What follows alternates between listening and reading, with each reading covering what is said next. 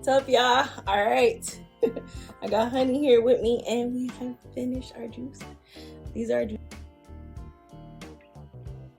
juices. We both drank a little bit already. But that Nama juicer is the truth.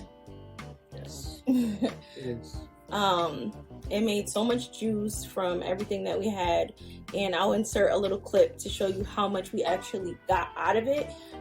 Because it was way more than I expected. When he first bought this juicer, I was like, you're spending that much on a juicer?